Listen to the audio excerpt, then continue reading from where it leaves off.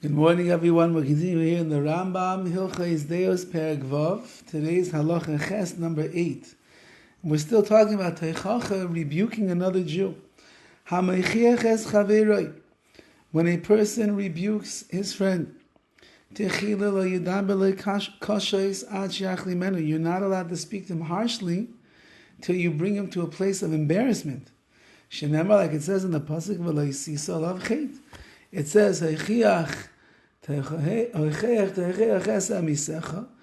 to rebuke your friend. However, do not bear a sin. What does that mean? That means, do you think you could rebuke somebody and embarrass them so much so that their face changes colors? That's why it says in the Torah, you're not allowed to bear a sin as a result. So when you are going to rebuke, it's got to be done very carefully not to embarrass the person. From here we see it's a prohibition of embarrassing your fellow Jew. All the more so if you do it publicly. That's even worse. Even though that if you embarrass your fellow Jew, you're not going to get malchus, you're not going to get lashes. Nevertheless, it's a very big sin. And stay away. That's why the sages tell us,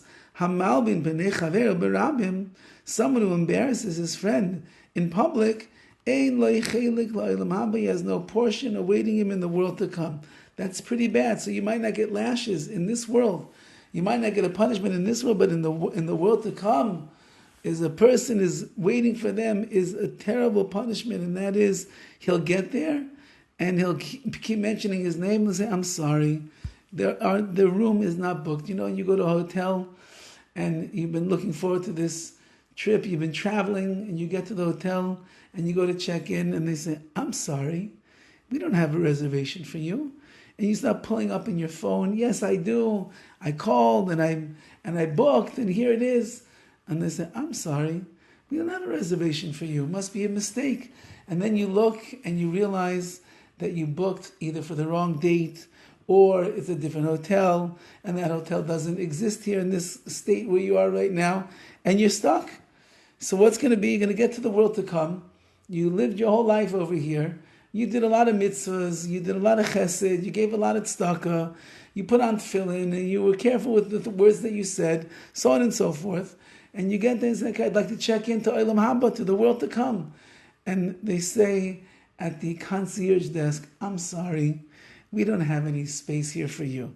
And you say, what are you talking about? I spent my life in this world.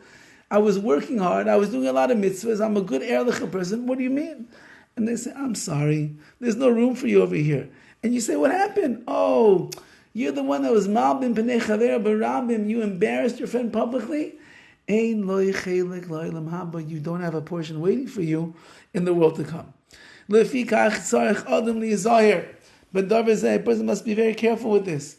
Do not embarrass your friend publicly. This means either whether the person is not a prominent person or they're a person of prominence, or they are a katan, a minor, or a gadol, or an adult. Which means don't even embarrass a child.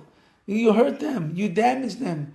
How many terrible stories are there of children who are off the derech of Yiddishkeit because a Rebbe embarrassed them publicly in the class and they could never, ever show their face again with true embarrassment and shame? How many parents and children have bad relationships because the parents had no problem mustering out their kids in front of everybody sitting at the Shabbos table or in front of their friends and the like. And therefore, we've got to be careful. You can't even embarrass a child. But don't call him by a nickname that's embarrassing to him. The guy's 4 feet tall and you call him Shorty. That's a very embarrassing name. Don't do such things. And so too, don't tell over something to him that he will be embarrassed about. Meaning, you mention something about his life, you do something that's embarrassing for him, and he starts turning red with other people around. Don't do those things. What are we speaking about over here?